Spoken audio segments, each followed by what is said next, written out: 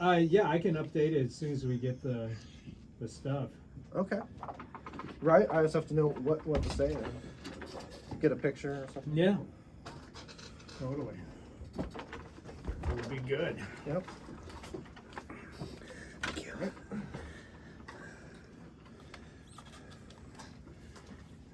Okay.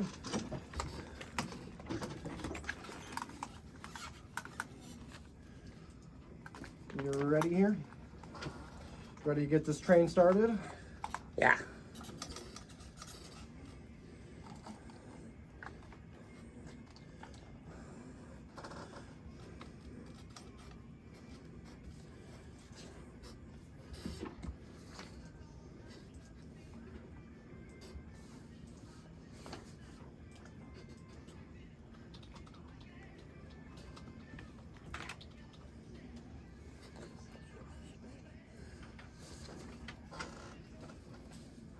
Ladies and gentlemen, guys and dolls, cats and chicks, you're listening to Viva ENT, talk radio, rock, pop, and soul.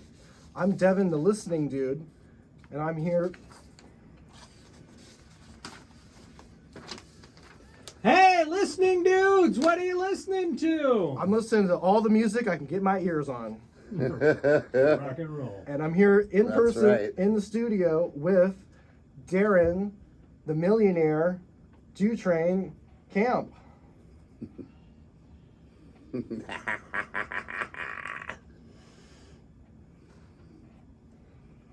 Aye. Thanks, guys. Thanks for having me on again. Let's get this train rolling here. That's right. Get the And- train rolling. It's been a big week for you. You crossed the 1,000,000 mark on your channel. I crossed the 1,000,000 view mark on my channel, on my YouTube channel. Very awesome. So, yep. Well, Eric's already crossed the 1,000,000 view point a long time ago. And because he's the greatest producer in the Pacific Northwest and I think across America. I mean, where? Probably across North America, South America, and all the other non-Americas. It's me, Eric, CC Reidar. Woohoo! Well, Johnny isn't here to. We might have to redo that. We didn't. But we're talking about the Doobie Brothers. We just saw them at the White River Amphitheater last week. Yeah, and they were awesome. It was quite a show. Eric, have you seen them before? Or? Never seen the Doobie Brothers except for on TV. You know, I've definitely seen some live performances, but never have done the concert experience. Well, I got to be 8th row at White River, so that was pretty incredible. Yeah, we learned how to do upgrades of seating at White River Amphitheater, and it's been very, very nice, very helpful. Yeah, the upgrade girls are the ones to talk to. That's right. It's our new strategy at White River. Sounds like fun. Yeah. And we just saw some other brothers too, the Marley brothers. Yep. Saw the Marley brothers, the 5 sons of Bob Marley. That was really awesome. They put on a great show as well. Yep. But those Doobie Brothers were amazing, and having the addition of Michael McDonald in the band was really awesome. Yeah, he's probably the most famous of the Doobie Brothers. Interesting that he's back in it. I mean, aside from, was Jeff Skunk Baxter back in the group? Because I'd say No. he's maybe the other most famous Right. the Doobie Brothers. Yeah, no, he's not back in the band with them. Of course, he's very famous for also being with Steely Dan. Right. And, of course, that was how Michael McDonald ended up getting recruited into the Doobie Brothers by Skunk Baxter. And Tom Johnson, Patrick Simmons, John McPhee. Yeah. The other members. The other 3 main guys, They've had a ton of members over the years. Oh, yeah. It seems like. And they've had times when none of the original members was actually in the band, so, you know. It's they've had definitely a long and convoluted history in terms of their personnel. Well, they've been around for 50 years and they're still jamming out. They were just so dynamite. Oh yeah, they sounded awesome. I thought they sounded great. And the show originally was supposed to be June 15th, but they pushed it back to September. So Which might have been a good thing. yeah, so it worked out. yeah. And Robert Craban opened too, so that from Tacoma, Yeah. local legend. So He is yeah. a Tacoma Genius legend. blues player. Yeah, he is really great. I saw him back at Bumbershoot way back in the day in the 90s, and but good to see him again, and he still has it. Yeah, but he mentioned Tacoma as well a couple times. So the Doobie Brothers are from San Jose, California, and Yeah. they have some of the greatest. They've sold so many records at this point. So Yeah, they are amazing. Yeah, I used to live not too far away from San Jose. Yeah. Well, they're one of those bands that had huge success right from the beginning. I mean, any musician envies having your second single be a top 20 hit. And their first single, Nobody, didn't do anything. But the second single, Listen to the Music, was a smash hit and is still one of their most beloved songs. Went to number 11 back in 1972. And it's what they encored with the other night. And it's from their second album called Toulouse Street.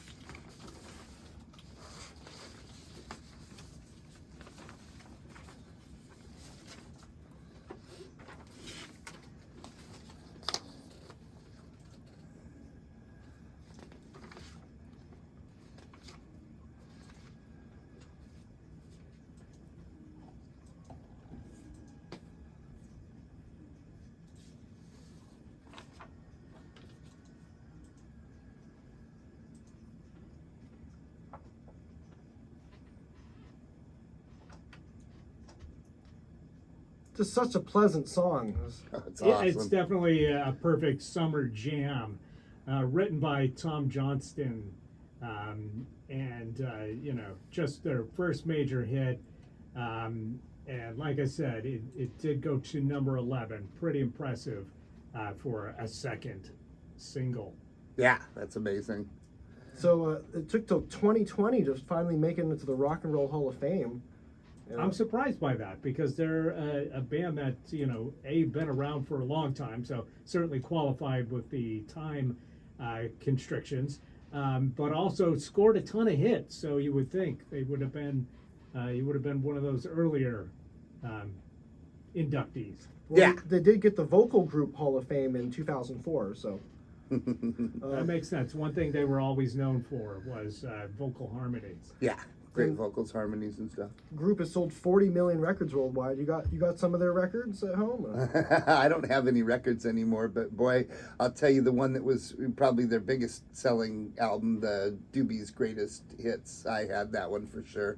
That was one of the first CDs I bought when CDs came out because it's got all their big hits on it. Was that Best of the Doobies? Yeah, sorry, Best of the Doobies. You got it. It's like 1976 or so, I think it came out. That Certified Diamond album? Yes. Yeah. Also known as Listen to the Music. Yeah, I mean, Aptly named. what a great album though. I mean, it's got all their huge hits. 10 Awesome. million copies sold. Yeah, Wow. that's incredible. Incredible. Well, the follow-up in 1972 and the second single from Toulouse Street was Jesus Is Just All Right, their version of that classic song. And went to number 35. Not quite as big, but very respectable, top 40. Yeah.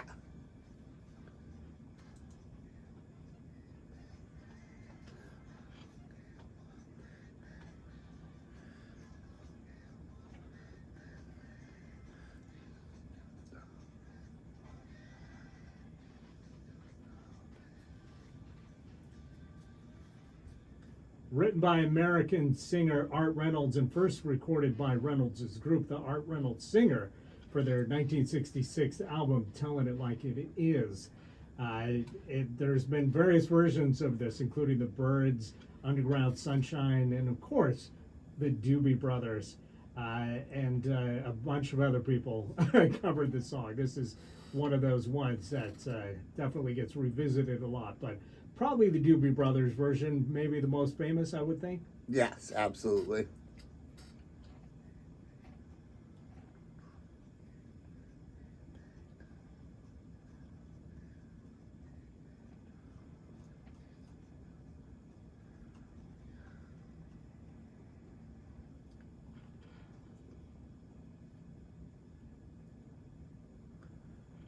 And you knew when that song was coming on because the video wall had like a kind of church. Oh, that's right. You had Yeah. like the stained glass and stuff in the background. Yeah, that was awesome. Well, here's a song that pertains to you, Long Train Runnin'. The Do Train Running. Do Train Run? Yeah. Long Train Running. Yeah, that was the fourth single and third smash hit. Wow. Yeah, they played that one, and they had a bunch of train, kind of old time train footage.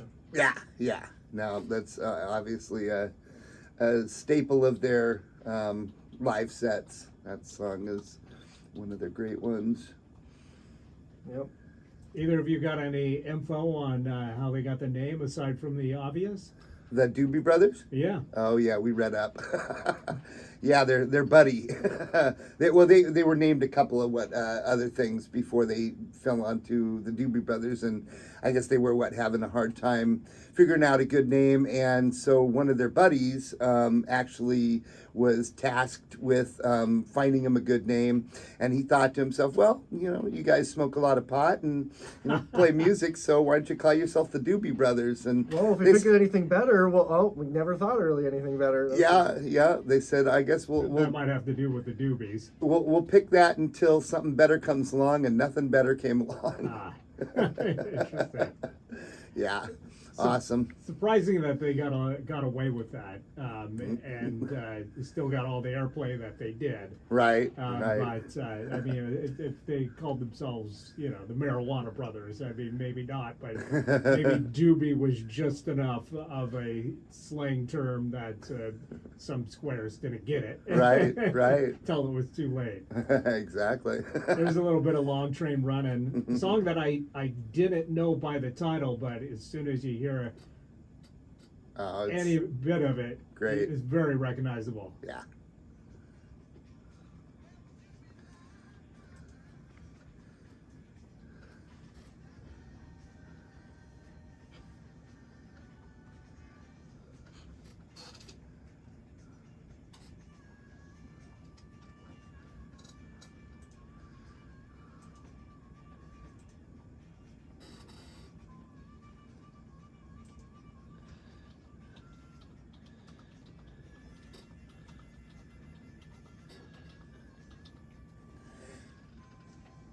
And the other night, John McPhee pulled out the harmonica and did that solo, and it was awesome.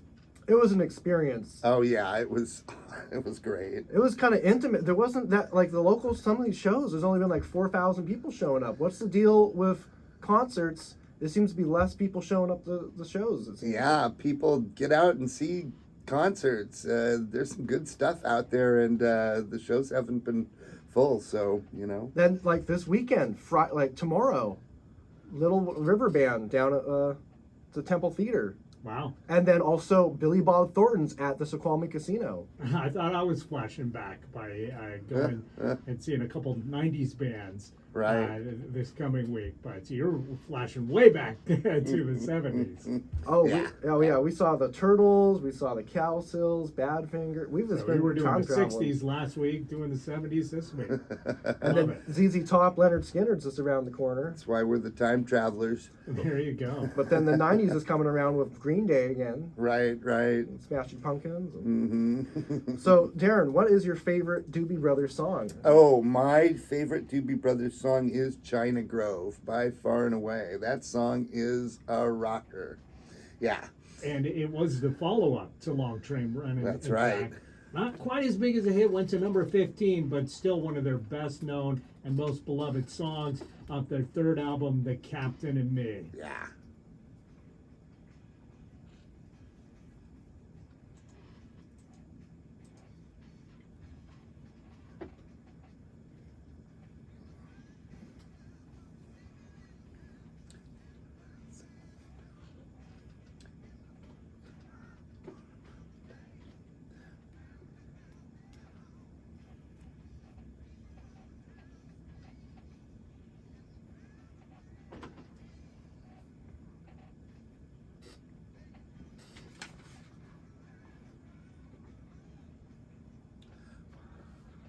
another one written and sung by Tom Johnston. Yeah. And while there's a real place named China Grove in Texas, Johnston's lyrics about the community are mostly fictional. But the song spent 8 weeks in the top 40. The part about the samurai swords was real, though.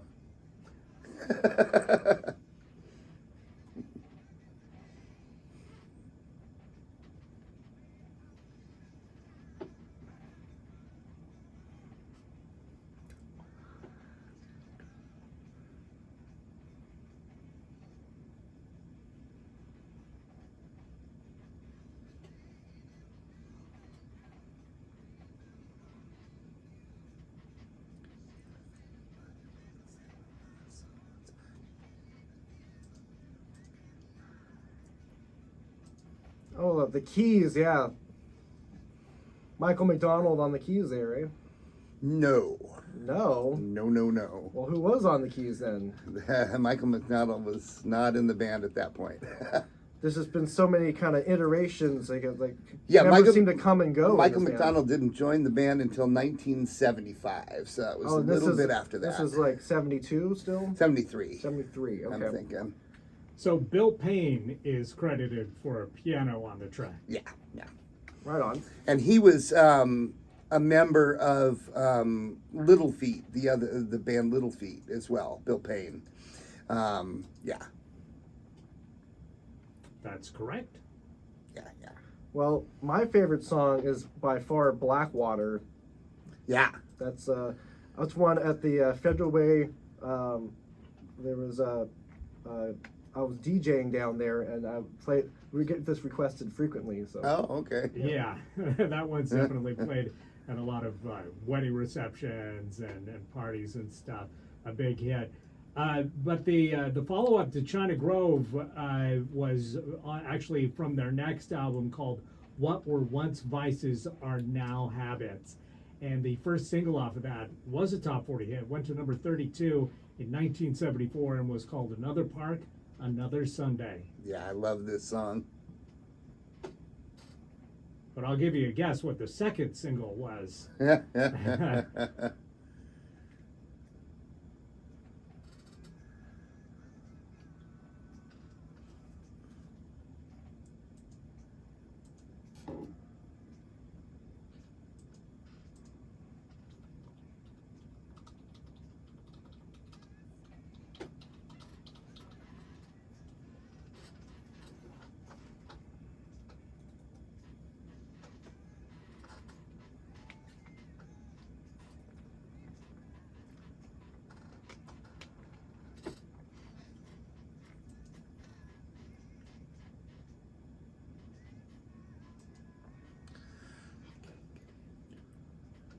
Yeah, this is not one that I remember all that well, to be honest, but another top 40 hit for them. And the follow-up to that, Eyes of Silver, went to number 52.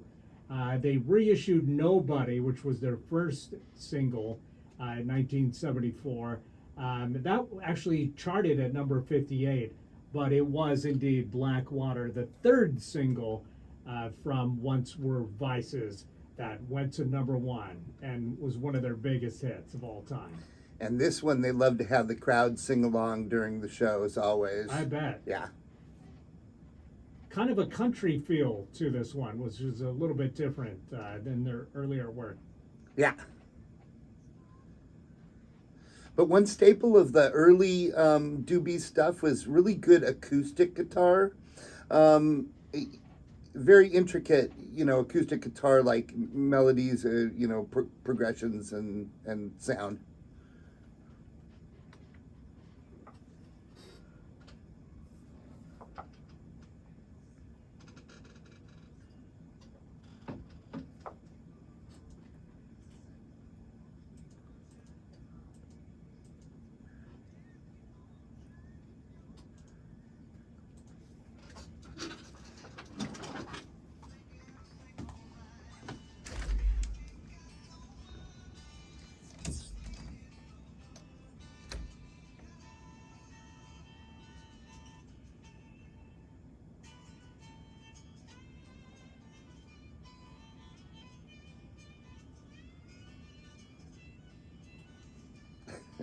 You know, if it rains, I don't care. Rain.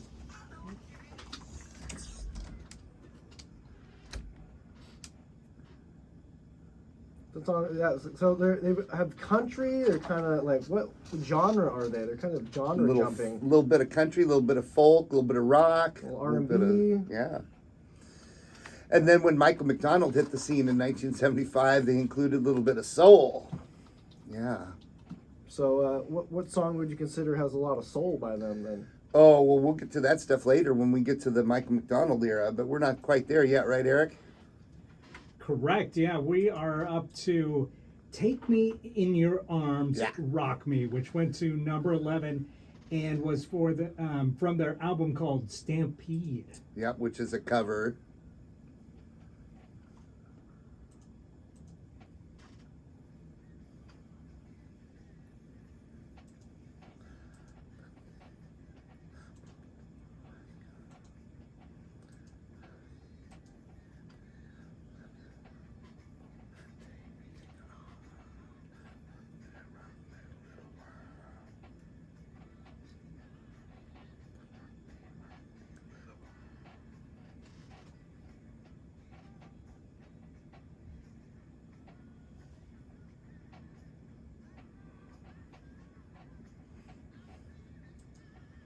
Gotta love a good song with good hand clapping in it. Absolutely. Yeah. And this song was covered by the Isley Brothers. Yeah, but this, as I had said, this was also a cover by the Doobies. Somebody else wrote this. It's a Kim Weston song, right? And Well, there's a little. It's actually another guy. It's Eddie somebody. Kim Weston is one of the first people to record it, but Yeah, the first hit recording was sung by Kim Weston in 1965, but most popular in 1975 when it was recorded by the Doobie the Brothers. Doobie Brothers, yeah. not Blood, Sweat, and Tears or Mother Earth. Yeah. No.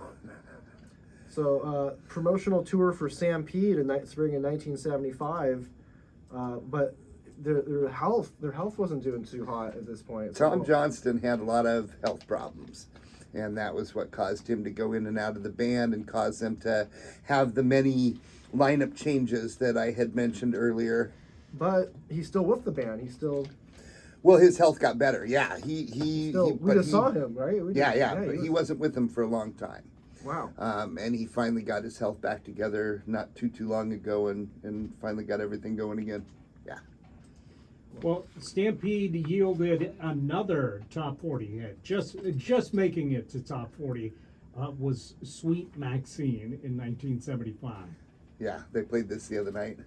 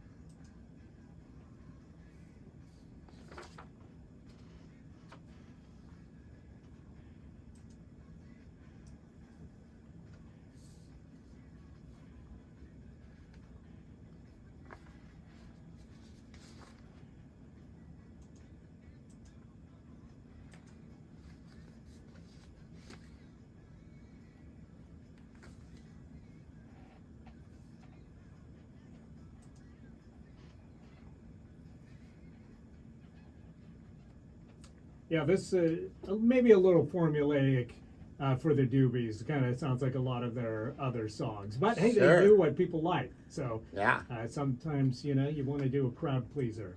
Oh, quite a few of their songs sound fairly similar. As I went through some of Yeah, them. one of my favorite songs by them, Music is the Doctor, that has that same Kind sound of to it. boogie-woogie kind of feel. Has that same feel as well. Well, they did kind of take a step forward, or got maybe a little more adventurous with their sixth album called "Taking It to the Streets." And of course, the big change here was that Michael McDonald became an integral member of the band, and it paid off because this was a smash hit.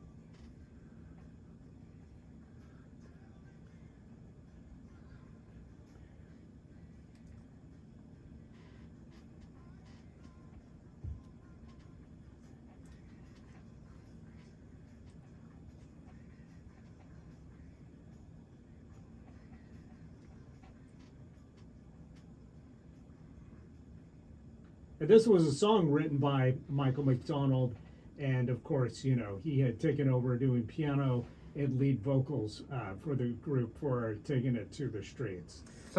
Sounds like Steely Dan too. Some influences there. A little bit.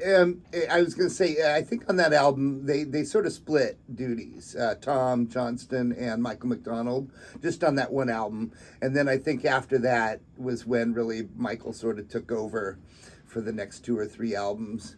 But as far as I remember, Tom has some stuff on that album as well. Tom Johnson was dealing with stomach ulcers during the Stampede, and his condition worsened.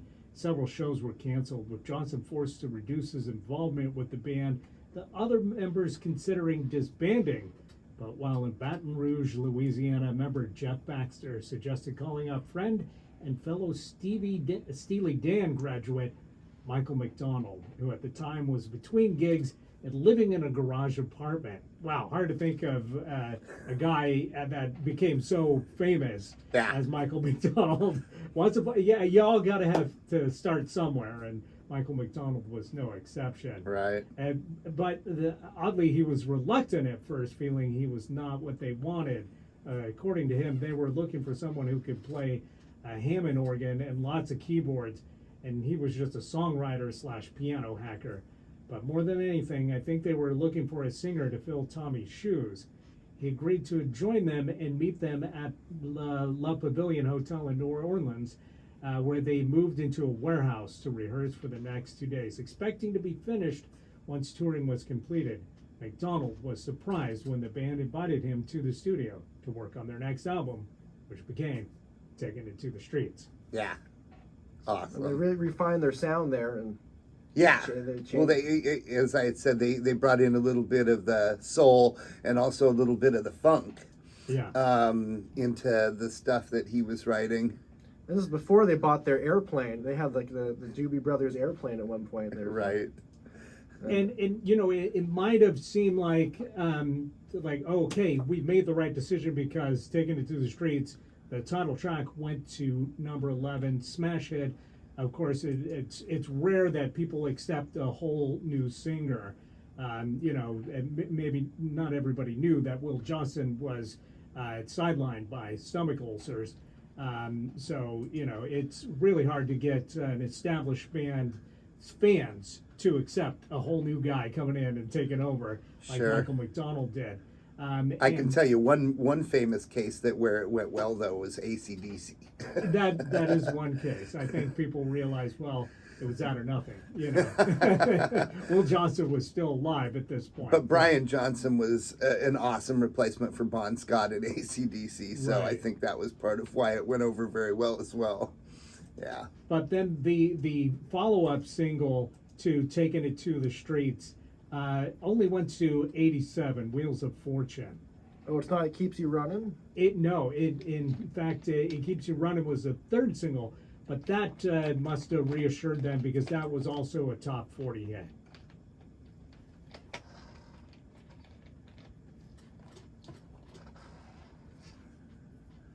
And this is one where it seems like it would have been bigger because this is, I think, one of their most beloved songs to this day, and it's had quite a lot of airplay all the way since the 70s to now.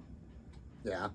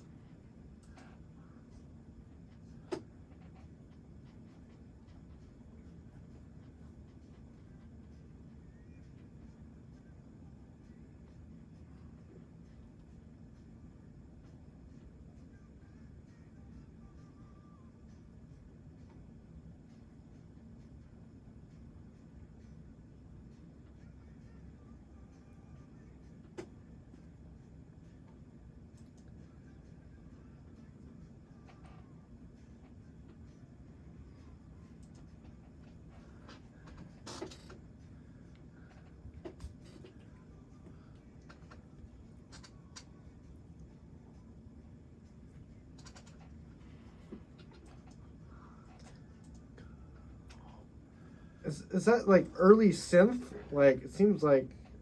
For sure. Oh, absolutely.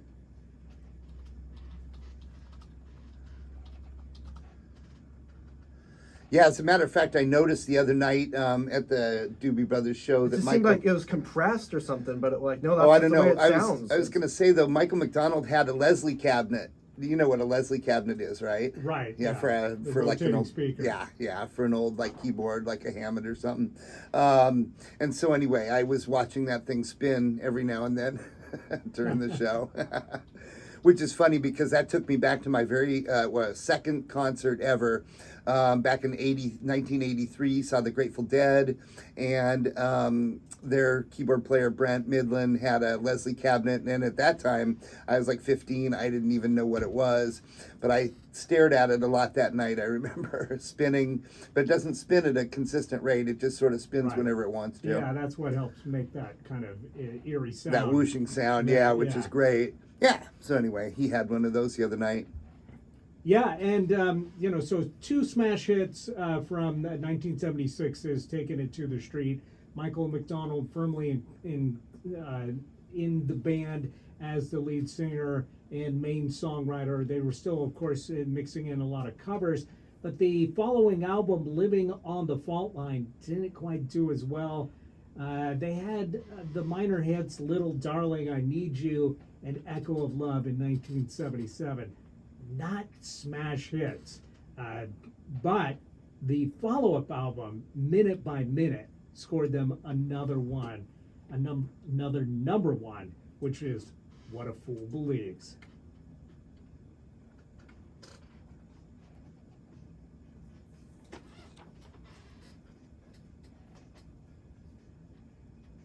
And this is not only the song that I think of when I think of the Doobie Brothers. This is one of the songs that I think of when I think of my childhood, because this was all over the radio constantly. Is this the one that was co-written by Kenny Loggins?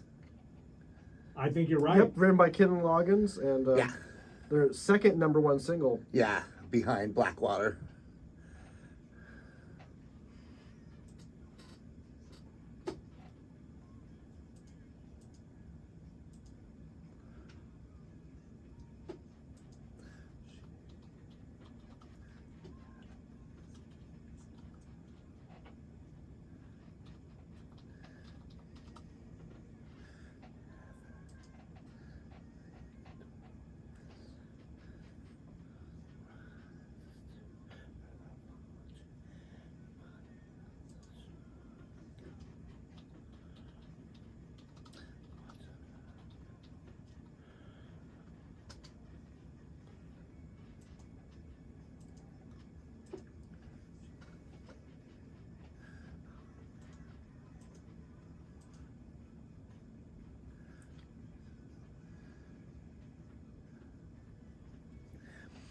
And then there's those synthy keyboards again. And yeah, this won him a Grammy Award for Record of the Year Yeah. with a songwriting duo with Ted Templeman. Yeah, who is also famous for producing Van Halen, among others. And this album Ringo. won a Grammy for the pop vocal performance by a group, and was nominated for Album of the Year. But I think that was about the time of Stevie Wonder, with 1976 or 78. I mean, it's still. Yeah, 1978. This album, Stevie Wonder would have been, making some of his best music around this time as well, for sure.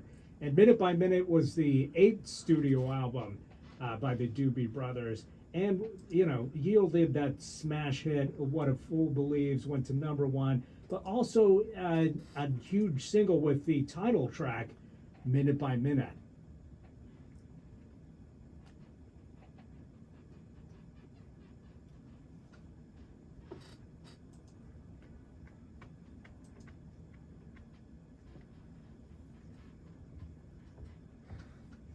This was the last album to include John Hartman and Jeff "Skunk" Baxter.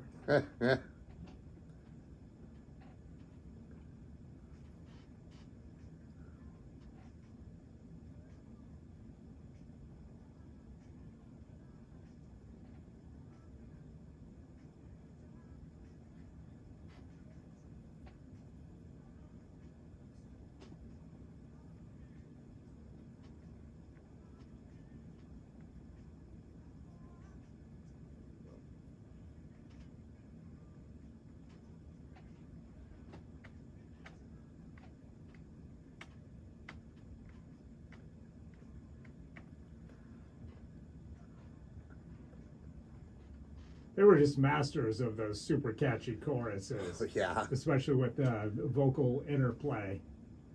Yeah, so great. Michael McDonald knew how to write a good song.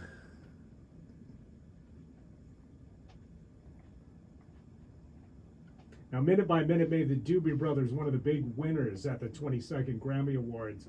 The album got the award for Best Pop Vocal Performance by a Duo or Group and received a nomination for the Album of the Year, the single for What a Fool Believes, and earned them 3 Grammys, including Song and Record of the Year. Yeah. And they're touring in 1979, like at Madison Square Garden and New York City's Battery Park for the No Nukes benefit shows with Bonnie Raitt, Crosby, Stills and Nash, James Taylor, Carly Simon, Jackson Browne, Bruce Springsteen, and John Hall. Some of those artists sound kind of like Laurel Canyon Legacy, who we're seeing Little bit, tomorrow night at the Tractor Tavern. Yeah. Some members from there. Yeah, they play all the Laurel Canyon hits like those. Another big hit from Minute by Minute was Depending on You, which went to number 25. So 3 top 30 singles off this one album. Yeah, and they did this one the other night. So they were pretty much at their peak, I would say, in 1979. The Doobies were on fire. There you go. They were smoking. if They you were will. smoking.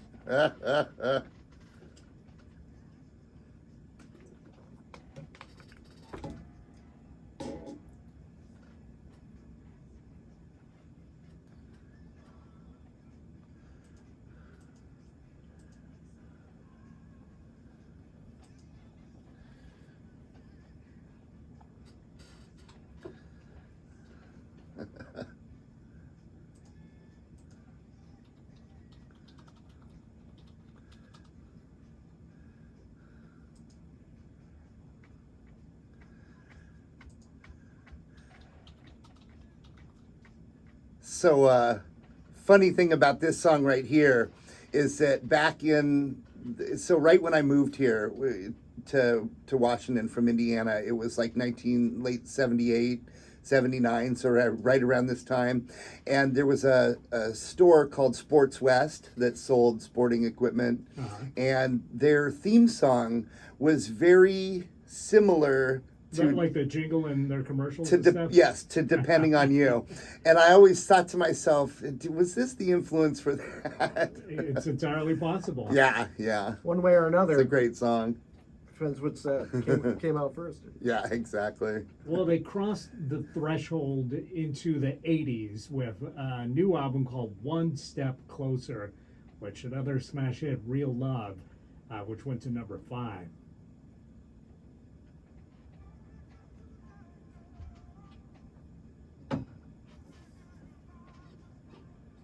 This is Michael Definitely. Bolton. Fully embracing, soul and R&B in the music. And, they were actually getting airplay on R&B stations at this time. Yeah. No, wrong Michael. This is Michael McDonald then. Yeah.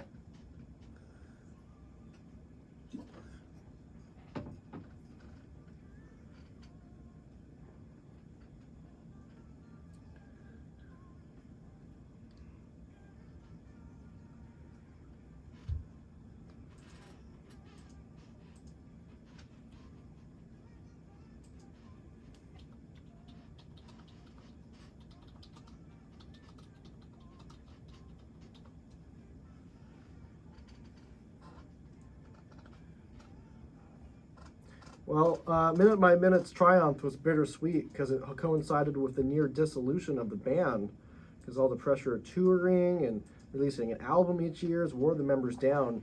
Baxter and McDonald had a creative conflict, and there's more about that in the documentary Behind the Music, which aired on VH1 in 2001. So I'll have to find that documentary about that. Yeah, that was a very popular show at the time and featured the stories of so many artists. That was a good episode for sure. I've seen a few of those, but yeah, I need to. Oh yeah, dig that was those. a great Is series. VH1 still a thing? It is in theory. Kind of like MTV. Yeah, I don't know how many people still have, cable packages that include it. But Right. I don't even have cable these days. I don't have time for that. I'm rocking out every night. I think it was on my YouTube TV thing at one point. Yeah. Well, as I mentioned, One Step Closer was their album in 1980, which featured the single we just covered called Real Love, but also featured the title track, One Step Closer, Yeah. which was another hit. And they did this one the other night. Went to number 24.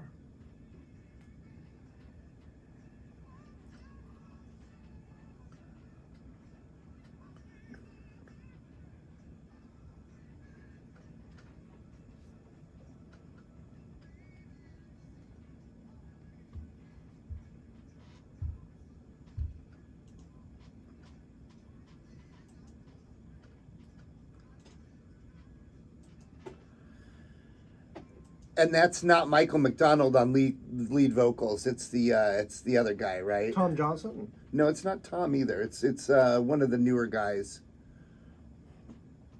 And they're still putting out new music, which is great. I mean, I hear Michael there in the background, but I think the lead vocals are sung. Because Right. there's Michael right there, but because during the show, the other guy, I think it was Pat, what's his name? Pat Simmons, Patrick Simmons. Patrick Simmons, yeah, was doing guitars and lead and backing vocals at this time. Yeah, so that might have been one of his songs. Right.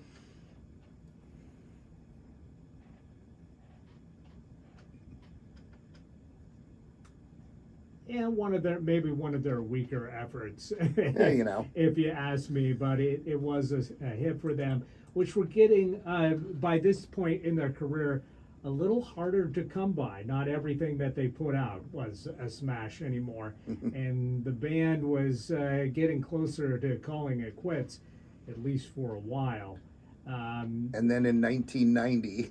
Yeah. I gotta say, they put out a live album after One Step Closer, along with compilations, Best of the Doobies. And they did a live album called Farewell Tour, which featured You Belong to Me, which became a hit with the live recording that was released as a single, but it wasn't particularly big.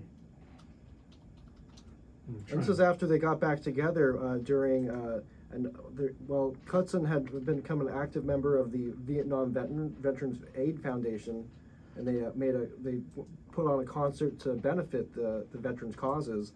And they got back together, and then. And it was like he convinced 11 previous members or something. Yeah, Tom Johnson, Pat Simmons, join. Jeff Baxter, John McPhee, John Hartman, Michael Holsack, Chet McCracken, Michael McDonald, Cornelius Bumkus, Bobby Landkine, Tyron Porter, plus their longtime record producer and good friend Ted Templeton. Wow. Templeman. A cast of thousands. Now you're talking about Cycles, I think, which came out in '89. The Farewell Tour album came out in '83. Yeah, my bad. 89.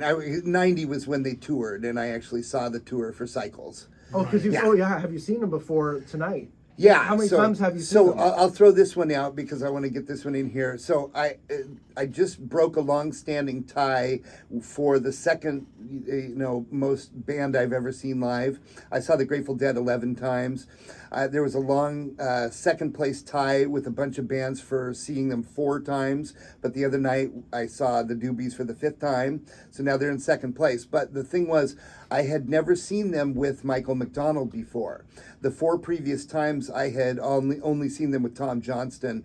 In 1990 on Cycles, in 91 on the Brotherhood tour, and then in 17 at the Classic Northwest with Eagles, and then also with Steely Dan in 18, which is, and then of course Michael McDonald got back together with them in 19, so that was why I had never seen Michael McDonald with them really. But it was great to see them the other night with Michael McDonald finally. So was one of the best times you've seen him then? Yeah, absolutely. Because all those other times they were never able to really play all those great hits that Michael McDonald sang Right. on and did, except for maybe taking it to the street. And I would have been divided to the early part of their career, Exactly. as opposed to the Yeah. second part of smash hits. So very smart that they are able to get both of those guys together. Exactly. Yeah. But one of my all-time favorite songs by the Doobies is from that Cycles album called "Music Is the Doctor." The Doctor. Absolutely, and that was their last smash hit. Yeah. The Doctor went to number 9 in 1989. Here is a little bit farewell tour, because there was that 6-year hiatus, and this live version of "You Belong to Me" went to number 79, and then we'll come back with Yeah. the Doctor.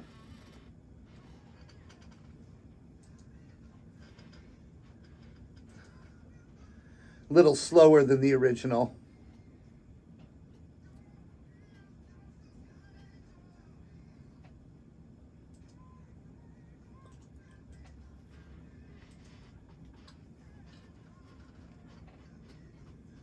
And this, of course, originally by Carly Simon. But she teamed up with Michael McDonald to write the song. Yeah. Carly was a great songwriter.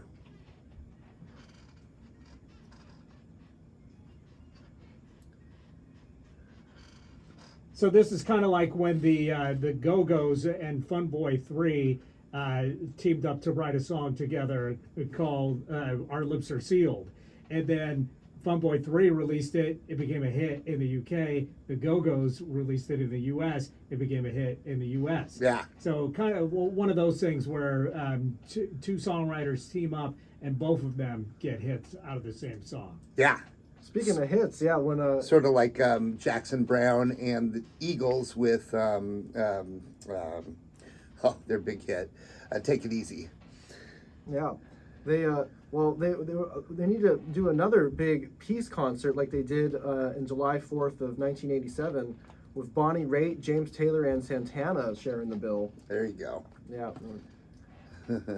But yeah, big hits for all these views that we documented the concert, so it's on our channels here. So Yeah. Yep. That show that we saw at White River last week is definitely on the web. and it's on impressive that you edit in real time, because I just record the concert and edit later. You Sometimes it you leads just to know the it songs, leads to though. mistakes sometimes, but it's all good. Guys, unfortunately, we're running out of time, so we will go out with their smash hit, "The Doctor," their last big hit, in fact. As I said, that was the reunion album called Cycles in 1989 and went to number 9. But after that, they really didn't bother the charts. One great hit to leave off their career with, and one great hit for us to leave the show today with. But anything else you want to plug or mention before we say goodbye today? Well, this won't be the last time. Facebook page. Yeah, this won't be the last time we're talking about the Doobie Brothers. I'm sure. Sure. Johnny has seen them a few times. Yeah. But Viva ENT, Rock Pop and Soul Facebook page. Come join the page and interact. It's a fun page to be on and interact on. It's all about music.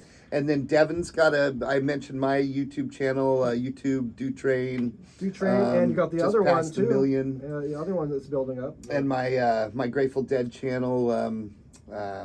Anyway, and you've got your big channel. Yeah, the Devin Creisler Studios of over 10,000 videos, including Eric's band, Battersea. Yeah.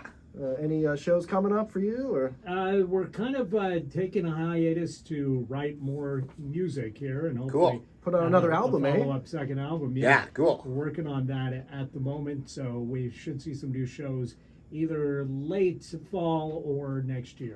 But And I'm stoked for tonight. I'm going to go see the Almost Live at Mohi. And then tomorrow, Laurel Canyon Legacy. Right. And then on Saturday, we're going to Clock Out Lounge. We're going to see a member of Fugazi and one of their bands. Yeah. Soul Coughing's coming up. Mm-hmm. that's going to be great. I'm seeing them in San Francisco. I'm really looking forward to it. Oh, cool. Oh, yeah. And the ZZ Top, Leonard Skinner. And What Green venue Day. is that at? Yeah, where are you going?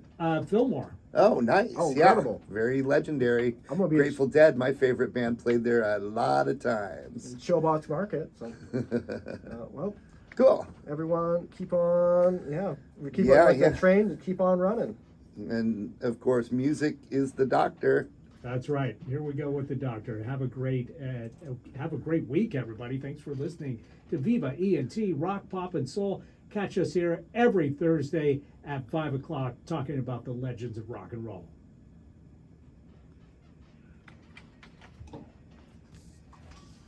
Nicely done, guys. All right, thanks for coming on, man. Yeah, of course.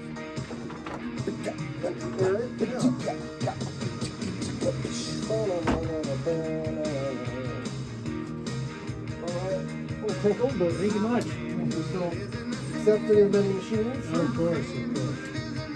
Yeah, it's funny. I saw them 5 times, and 3 times they were the opener, and 2 times, 3 times they were the headliner, and 2 times they were the opener. Some interesting bands, that's for sure. So did you know David Cross? Oh, yeah. I've seen him tonight. Yeah, I should have Right on. That'll be a fun show. They're like, no phones. We'll see how that works out here. It'll be discreet. Yeah.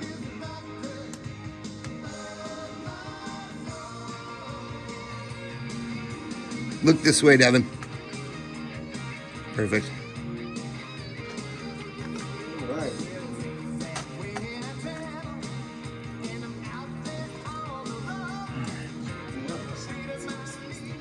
Why are you going live right now?